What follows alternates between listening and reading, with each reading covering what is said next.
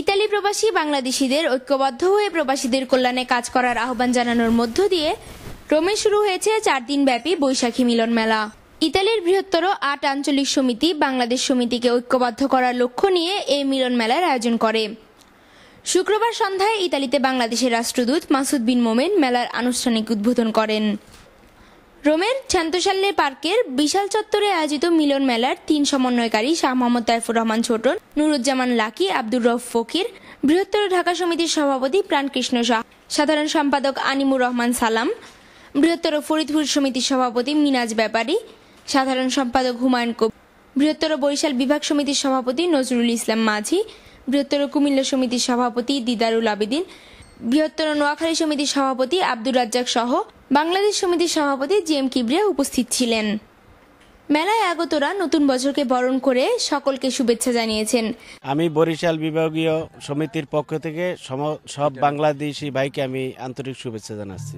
দেশের মাটির অনুভবটা যেন আমাদের চিত্তে লেগে থাকে। যেভাবে হোক মেলা হচ্ছে, আমরা সকলে এই মেলা উপভোগ করছি। This festival is wonderful. We like so much. মেলায় নানা ধরনের স্টলে প্রবাসী এবং বিদেশিদের ভিড় লক্ষ্য করা গেছে।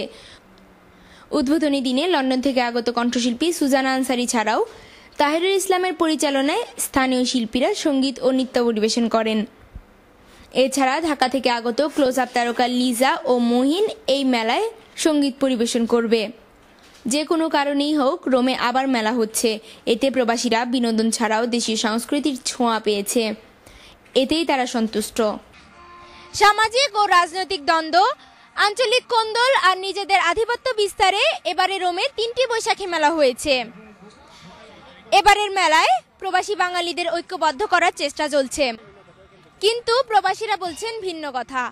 তাদের মতে 3 ভাগে বিভক্ত হতে পারে 2 ভাগে বিভক্ত বাংলাদেশ সমিতি।